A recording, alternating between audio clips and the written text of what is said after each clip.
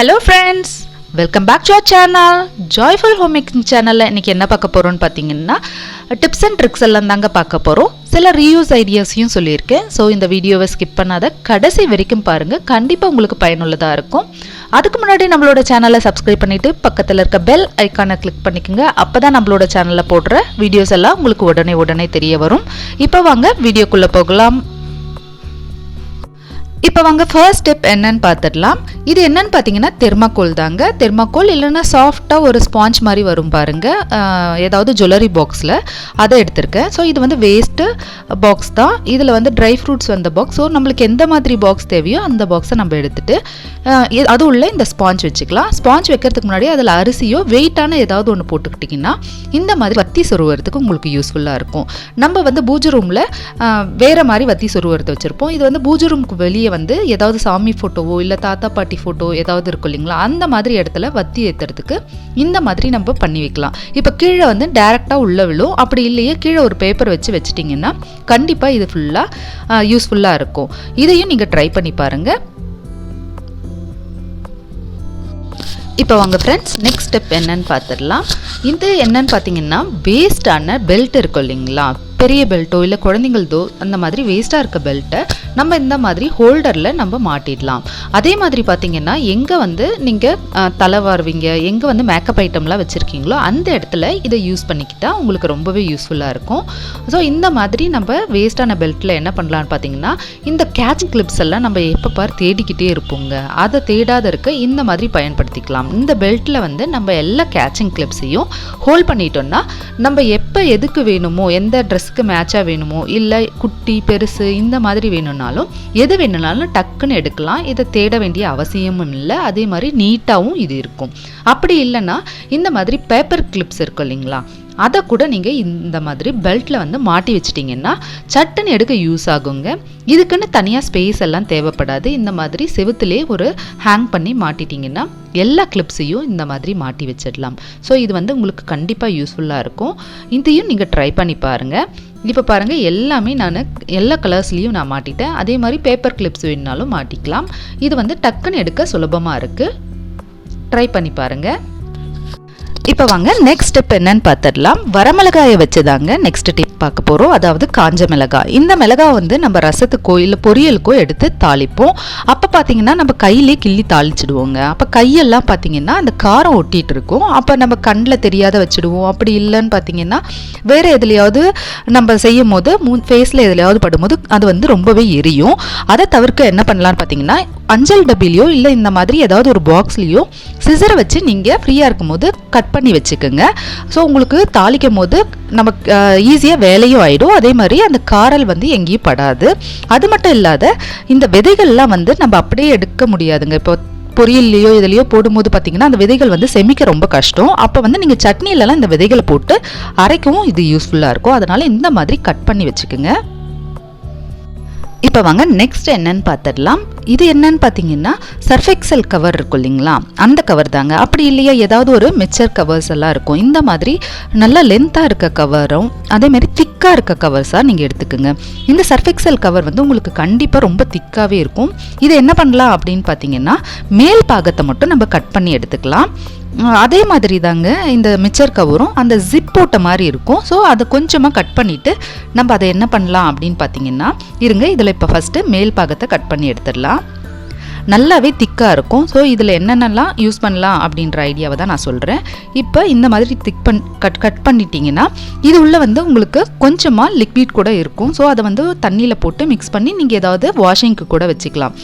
ஒரு வேளை பார்த்தீங்கன்னா மேட்டெல்லாம் துவைக்க கூட உங்களுக்கு கண்டிப்பாக ஆகுங்க. நம்ம அப்படியே தூக்கி போட்டுருவோம். ஆனால் அது உள்ளே கண்டிப்பாக ஒரு மூடி அளவுக்காவது லிக்விட் இருக்கும். அதையும் நீங்கள் பயன்படுத்திக்கலாம். இப்போ இந்த கவரை வந்து இப்படி உல்ட்டாவாக திருப்பிக்கலாம். இப்போ என்ன பண்ணலான்னு பார்த்தீங்கன்னா இந்த கீழே இருக்க எட்ஜை வந்து நீங்கள் கட் பண்ணிக்கலாம். அப்படி இல்லையா நீங்கள் ஃபோல்ட் பண்ணி ஸ்டாப்லர் பண்ணிக்கிட்டாலும் பண்ணிக்கலாம். பட் வந்து ஸ்டாப்லர் பண்ணும்போது எனக்கு கையெல்லாம் கொஞ்சம் கிழிக்கிற மாதிரி இருந்தது. அதனால் நான் வந்து இதை கட் பண்ணியே எடுத்துட்டேங்க. இதே மாதிரி வந்து நம்ம அந்த மிக்சர் கவர்லேயும் பண்ணிக்கலாம். ஸோ உங்களுக்கு நிறைய கவர்ஸ் இருக்கும்போது இன்னமும் யூஸ்ஃபுல்லாக இருக்கும். இப்போ பார்த்தீங்கன்னா நான் இது மிக்சர் கவர்லேயும் நான் அந்த மாதிரி பண்ணி உல்ட்டா பண்ணிக்கலாம் அப்படின்ட்டு எடுத்து வச்சுருக்கேன். இந்த மாதிரி சர்ஃபெக்சல் கவர்லாம் எடுத்திங்கன்னா நல்லா திக்காக இருக்கிறதுனால நம்ம செய்கிறது வந்து நல்லா தாங்குங்க. இப்போ இதில் என்ன வைக்க போகிறோம் அப்படின்னு பார்த்தீங்கன்னா, செடிங்கள்லாம் நிறைய வைக்கலாங்க. இதில் நல்லாவே யூஸ்ஃபுல்லாக இருக்குது. இதை நான் ட்ரை பண்ணிட்டு தான் உங்களுக்கு சொல்கிறேன். ஸோ இதை வந்து உங்கள்கிட்ட காமிக்கலாம் அப்படின்ட்டு செஞ்சுருக்கேன். இப்போ பாருங்கள், இதை உல்ட்டாவாக திருப்பிக்கிங்க. இது வந்து இந்த மிக்சர் கவர். ஸோ இந்த மாதிரி பாருங்கள் எவ்வளோ லென்த்தாக இருக்குது. நீங்கள் வந்து ஏதாவது நீளமான செடி ஏதாவது வைக்கணுன்னா கூட இதில் நல்லாவே மண்ணெல்லாம் தாங்கும். அப்படி இல்லையா தேங்காய் அந்த இது இருக்கும் இல்லைங்களா தூள், அதெல்லாம் போட்டு வச்சிங்கனாலும் நல்லாவே தாங்குங்க. நல்லா செடியும் வருது. இப்போ பார்த்திங்கன்னா இந்த மாதிரி உல்ட்டாவாக திருப்பிக்கலாம். இதில் பாருங்கள் நான் மண்ணெல்லாம் போட்டு செடி ஒன்று வச்சுருக்கேன். ஸோ சூப்பராக இருக்குது. இப்போயும் பார்த்திங்கன்னா 4-5 நாளைக்கு மேலே இந்த மாதிரி வச்சாச்சுங்க. நிறைய செடி நல்லாவே வளருது.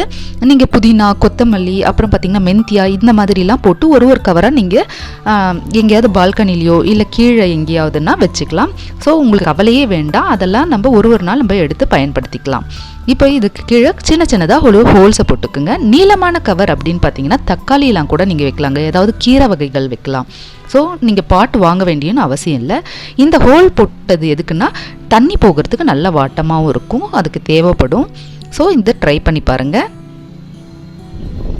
இப்போ வாங்க அடுத்தது என்னன்னு பார்த்துடலாம். இது என்னன்னு பார்த்தீங்கன்னா ஒரு பொடி வகை தாங்க. கண்டிப்பாக இந்த பொடியை நீங்கள் பயன்படுத்தும் போது உங்களுக்கு ஹேர் க்ரோத் எல்லாம் நல்லாவே இருக்கும்.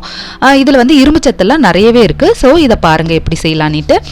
இது பார்த்தீங்கன்னா நான் கடலப்பருப்பு ஆட் பண்ணியிருக்கேன். அடுத்ததாக பார்த்தீங்கன்னா உளுந்து ஆட் பண்ணிக்கிறேன். கடலப்பருப்பை விட உளுந்து வந்து கொஞ்சம் எக்ஸ்ட்ரா ஆட் பண்ணிக்கோங்க. இதெல்லாம் நல்லா நம்ம பொன்னிற வறுவலாக வறுத்துக்கலாம். இப்போ பாருங்கள் இதெல்லாம் கொஞ்சம் பொன் வறுவலாக ஆக ஆரம்பிச்சாச்சு. இந்த ஸ்டேஜில் நீங்கள் என்ன பண்ணலான்னு பார்த்தீங்கன்னா வரமிளகாவை ஆட் பண்ணிக்கிங்க. உங்களுக்கு 2 வகையான வரமிளகா தேவைனாலும் ஆட் பண்ணிக்கோங்க. கலருக்காக காஷ்மீரி மிளகா, நார்மல், இது எப்படி வேணாலும் நீங்கள் ஆட் பண்ணிக்கலாம் உங்கள் காரத்துக்கு ஏற்ப. இப்போ அடுத்ததாக பார்த்தீங்கன்னா ஒரு ஸ்பூன் அளவுக்கு கடலக்கொட்டை, வேர்க்கடலைங்க. அதாவது இது ரெண்டுத்தையும் நல்லா ஃப்ரை பண்ணிக்கலாம்.